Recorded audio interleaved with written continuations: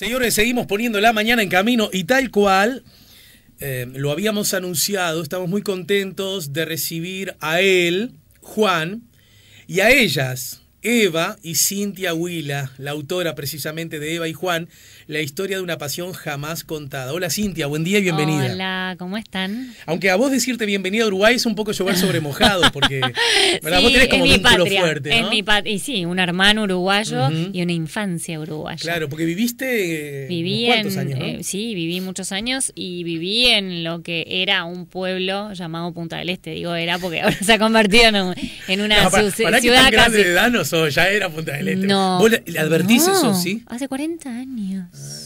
No. Era un pueblo de calle de tierra colorada, de casitas bajas, de gente que andaba lento, Sí. de silencios. Vos advertís que eso ha cambiado. Pero claro, pero sí, se ha transformado en una ciudad balnearia preciosa, pero no es lo que era. No es mi Punta del Este. Y a propósito, cuando venís, si es que venís, ¿por dónde andás eligiendo quedarte? Si es que... Bueno, ¿A dónde te gustaría elegir quedarte? Y más a las afueras, ¿viste? Más al este, digamos, más Rocha, sí, por ahí más a las afueras, porque no es lo que era y tengo una añoranza, pero uno siempre añora los años jóvenes en donde fue feliz y yo fui muy feliz en esta tierra, así que... Yo les cuento que Cintia, bueno, ustedes ya lo saben porque ya se los he contado, ella nació, acaba de decir su edad, ¿puedo decir? Sí, claro. En el año 71 en Brasil. ¿En qué ciudad de Brasil? En San Pablo. Y vivió... Nada, un año viví en Brasil. Bueno, pero después viviste en Estados Unidos, sí. Obviamente en Argentina, sí. También aquí, lo acabas de decir. Sí, hice la primaria aquí en Uruguay y luego sí ya nos instalamos definitivamente en Buenos Aires. ¿Y vos qué te sentís más, abogada o psicóloga? Psicóloga. Bien. A ver, tengo las dos profesiones, universitarias ambas, pero bueno, primero fui abogada porque, viste que cuando sos joven, uno debe decidir casi su futuro siendo muy joven, en donde las decisiones son casi utópicas y son ambivalentes y no entendés nada de la vida. Entonces, bueno, yo elegí la abogacía mirando a Petrocelli y yo dije, bueno, quiero ser este abogado que lucha por la gente humilde, que hace justicia, quiero ser justiciera.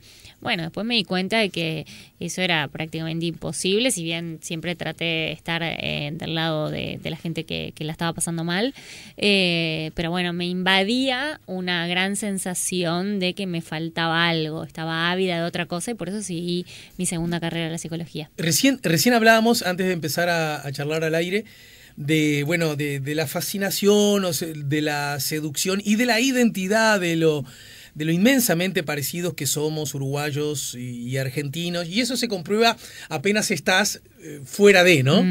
Que en general se juntan, los futbolistas son un ejemplo medio paradigmático en tal sentido, y ocurre en otras profesiones. Sin embargo, y yo creo felizmente, si bien hay muchas señas de identidad, el propio nacimiento como patria grande, histórico, el mismo útero del que hablaba el expresidente Mujica, en todo caso también hay algunas alteridades, algunas diferencias que son fascinantes y para nosotros los uruguayos en general, aún los que queremos y admiramos mucho a Argentina, nos resulta difíciles de entender, de comprender, de asimilar.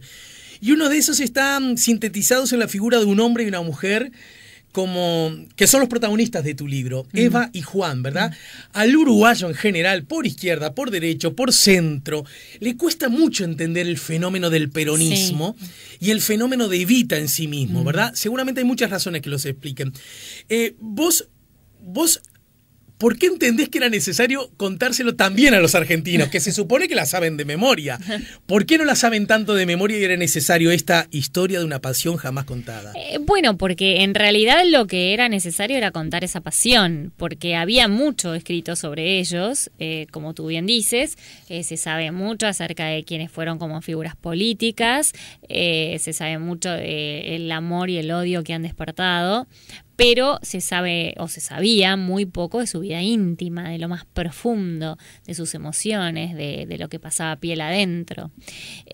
Tanto en la vida personal, antes de ser personajes, digamos, cómo crecieron, qué los marcó, como en la vida de relación, por qué se enamoraron, qué les pasó. Y me pareció una historia fascinante porque fueron la pareja pública más importante de nuestra historia. Así que cuando me lo propuso la editorial, porque en mi libro anterior, en El cuerpo prohibido, había una de las protagonistas tenía una amistad con Eva Perón, entonces yo tocaba de soslayo el tema de Eva, le di un par de párrafos a ella, y bueno, y ahí me dijeron, mira, acá hay algo, quiero que contés la historia de amor y de pasión de Eva y Juan.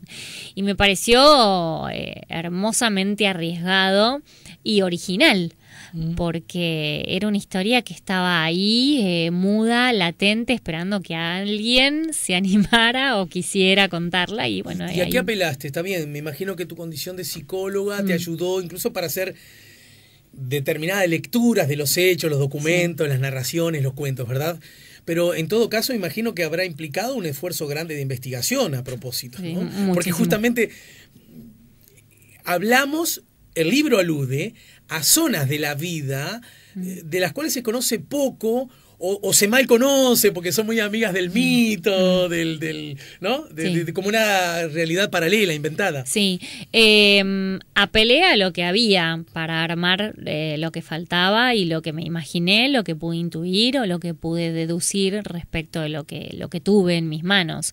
Sí, investigué muchísimo, leí mucha historia, a favor, en contra, vi películas, documentales, me reuní con gente que los conoció a través de terceras personas o con gente que realmente tuvo una relación con ellos. Uno de ellos fue Lorenzo Pepe, claro, que fue diputado nacional, que fue amigo de Perón, que estuvo con él en España en su exilio, y que es como el guardián, digo yo, del peronismo, porque es el presidente del Instituto Perón, quien me facilitó esta foto preciosa, bueno, en donde los vemos. Quiero hablar de la foto. Sí. Yo tengo la impresión, tampoco soy un experto, de no haber visto nunca esta foto, claro, por lo menos definitivamente es de las no más usadas, ¿no? No.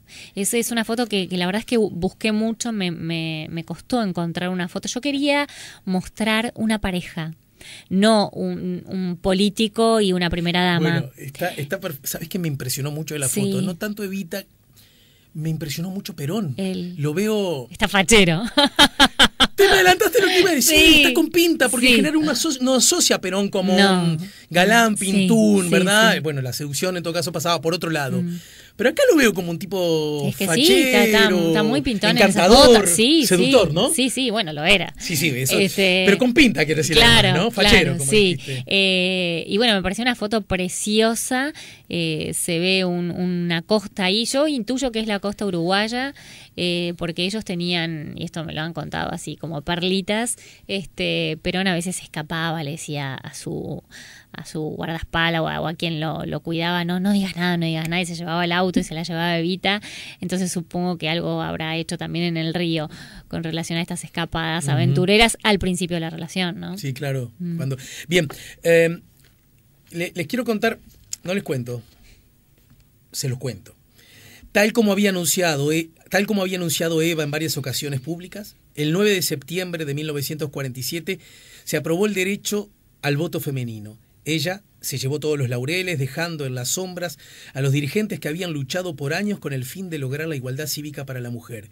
Y en su primer discurso, desde la Casa Rosada, una multitud convocada por la CGT la ovacionó. Otros, la Iglesia, la oligarquía y la milicia, la odiaron aún más. Como los trabajadores tenían a mano la dirigencia sindical para canalizar sus demandas, pero el resto, los que no trabajaban, quedaban huérfanos. Con el apoyo de Perón, en junio de 1948, Evita armó la tan ansiada fundación, cuyo decreto había sido creado por ella misma durante un desayuno con su marido. Sin embargo, resultó mucho más drástico que cualquier ley escrita. Me pareció interesante no solo porque alude a un acontecimiento histórico, sino porque empieza a dar la pauta acerca de algo que uno va descubriendo en el fenómeno peronismo en general, Evita, el general y la Marenco. La fuerza de lo cultural, de lo instalado por sí mismo, del relato, ¿no? Que esa es una fuerza que desde cierta perspectiva republicana se da de bruces contra el Estado de Derecho, yo sobre eso no vacilo, ¿no?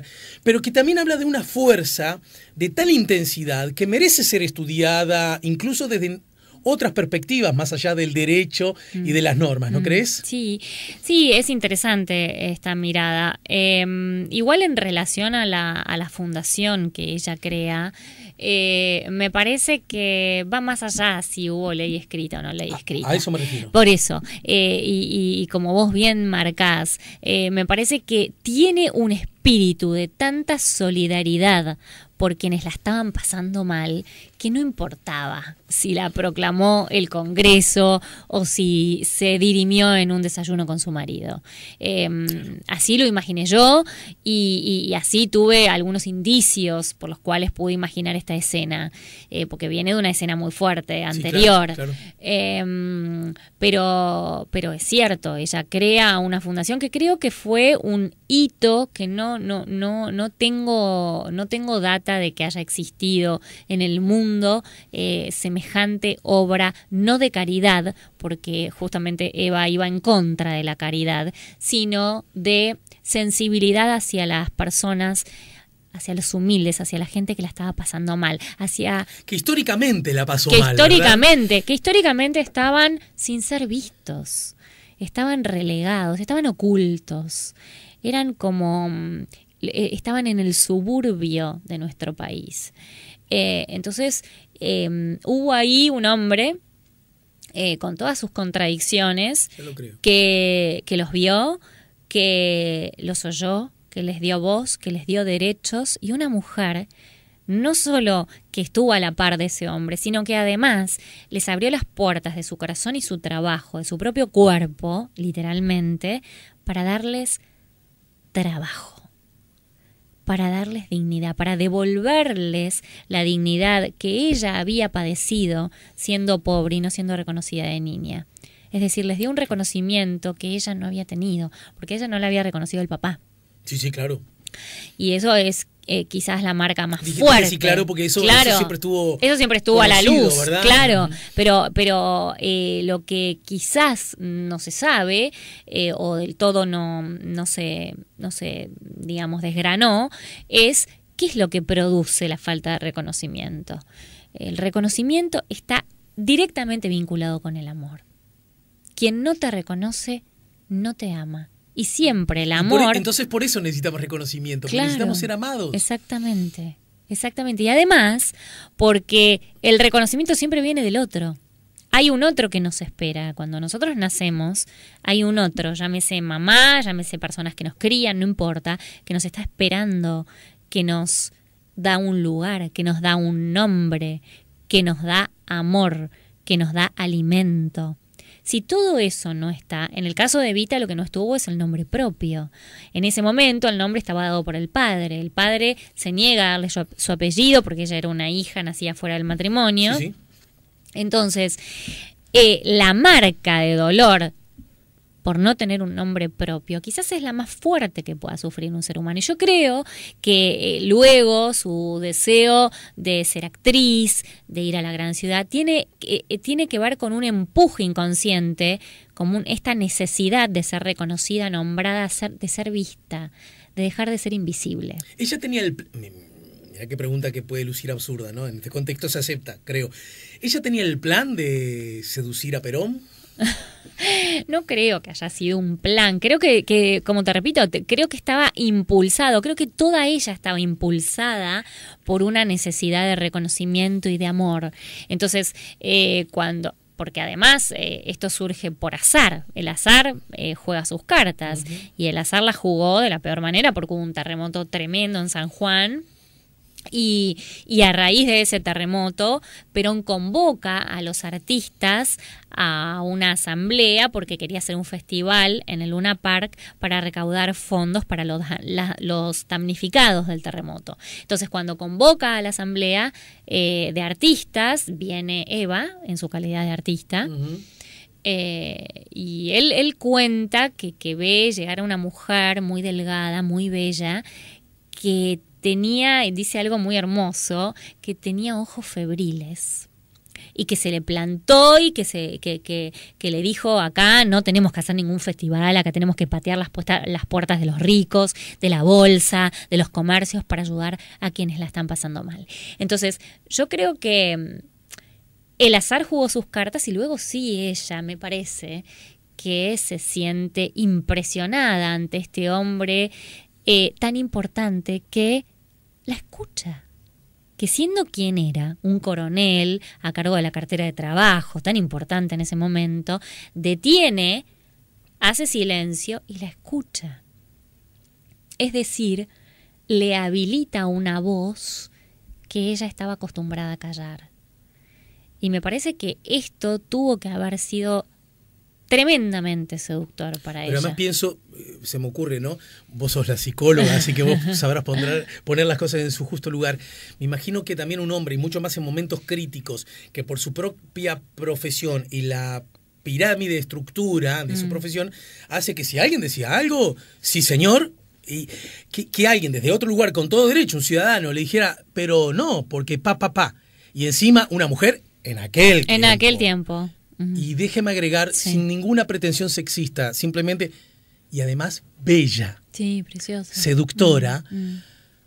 Bueno, habla también de que ese resorte de la sensibilidad del coronel, que creo que no resiste la más mínima discusión acerca de que la tenía y en amplia medida. Bueno, el propio libro habla, ¿no? Sí, el libro de habla esa mirada más. De esa ambivalencia. ¿Verdad? Que convivía en él.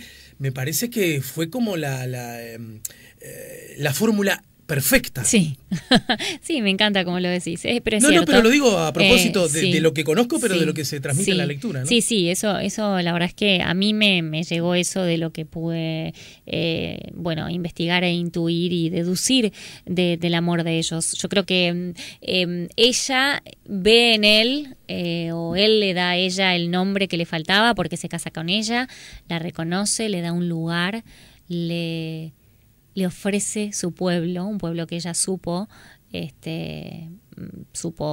entregar su corazón y supo hacerse querer y supo hacerse adorar. Claro.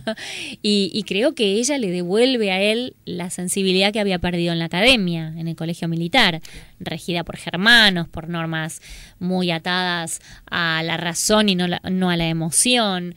Entonces me parece que surge ahí una explosión de un amor que cubre ausencias y que entrega tesoros perdidos y anhelados unos a otros. Dice Cintia en su libro Eva y Juan: a partir de ese día Eva siguió a Perón como una sombra. Era una esponja que absorbía sus comentarios, sus acciones y sus ideas. Escuchaba, estaba atenta, miraba todo. También a Blanca, que lo aconsejaba, le traía los borradores de sus escritos y además no paraba de interrumpirlos cuando ella y él tenían un minuto para quedarse a solas. Blanca entraba con los vientos propios de su carácter, apenas la saludaba y enseguida le hablaba al coronel de algún asunto trascendente con el fin de sacarlo, de llevárselo lejos y hacerle frente. Por lo menos eso pensaba. Por lo menos eso pensaba Eva, hasta que un día decidió acompañarlo junto a Blanca, a pesar del gesto rígido que la mujer insinuó al mirarla de costado con desdén. Y a partir de ese momento, Eva comenzó a hacerle frente a ella. Como había simpatizado con Domingo Mercante, férreo ladero de Perón, una tarde lo buscó en su despacho. Apenas entró, fue directo al asunto. «Háblame de Blanca Luz Brum», dijo sin más. Me parece interesante esto. Primero por dos conceptos. Uno, eso que manejás al pasar de que a partir de ese momento se transforma en la sombra, que me parece que desde la imagen histórica habitual, me parece que en este caso, vos mismo lo proponés en tu libro, merece una lectura especial, ¿no? Ser la sombra es lo que las mujeres han hecho toda la vida hasta este momento histórico. Sin embargo, cuando hablamos de este caso, no sé si es el paradigma histórico de lo que significa históricamente una mujer siendo la sombra del varón. ¿Estamos? Sí. Y la otra cosa que en cualquier ficción normaría, una mujer que para arrimarse más a un hombre tiene un implícito adversario a superar, que es además otra mujer, ¿verdad? Me gustaría, porque también psicológicamente me parece que es rico Sí, en realidad cuando hablo de la sombra fue literalmente así, porque aparte así lo contó él. Él luego contó que ella se transformó en una sombra en el sentido de que lo seguía y que absorbía todo, porque ella quería aprender absolutamente todo.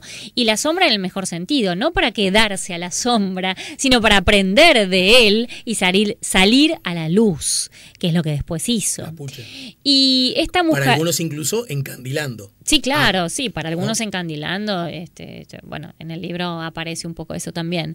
Y esta mujer que tú acabas de nombrar, Blanca Luz Brum, es uruguaya, es una mujer, bueno, no sé si sabes la historia de ella porque es fascinante. Sí, bueno, Perón con muchos uruguayos tiene vínculos muy intensos, sí, ¿no? Y yo hago todo me hubiera encantado escribir la novela de Blanca Luz, me hubiera encantado, pero la verdad es que escribí tanto de ella aquí. Bueno, no saber. Ya hay tanto escrito de Blanca Luz en este libro, porque fue una especie de adversaria. Ahí hay un triángulo, te diría, de celos y pseudoamoroso, en donde, porque esta mujer, esta uruguaya, que era un poco mayor que Eva, de una osadía extrema, una mujer que había estado casada y había tenido muchísimos amantes, primero fue amante y luego se casó con Siqueiro, el mexicano, el muralista. Hasta fue amante de Neruda, y en ese momento, en el momento que aparece Eva en la vida de Perón, ella, Blanca, es colaboradora de él en la Secretaría de Trabajo, con lo cual ahí se arma un triángulo muy potente, porque esta mujer tenía mucho carácter y Eva comenzó a tener más carácter y hasta a mirarla como una especie de modelo a seguir. Así que bueno, me pareció fascinante porque aparte une los dos extremos de mi alma, que es Uruguay y Argentina, en un ámbito amoroso, cosa que mi alma está así, unida en el amor y en la pasión por Uruguay y Argentina. Está todo plasmado en el libro. Por hoy, Cintia, y cuando digo por hoy, lo digo de verdad, por hoy convencido que de este o del otro lado del río la vamos a seguir de algún modo. Sí. Ojalá frente a un micrófono, así lo compartimos con más personas. Me gustaría que en el final, les recuerdo, el libro es Eva y Juan, la historia de una pasión jamás contada.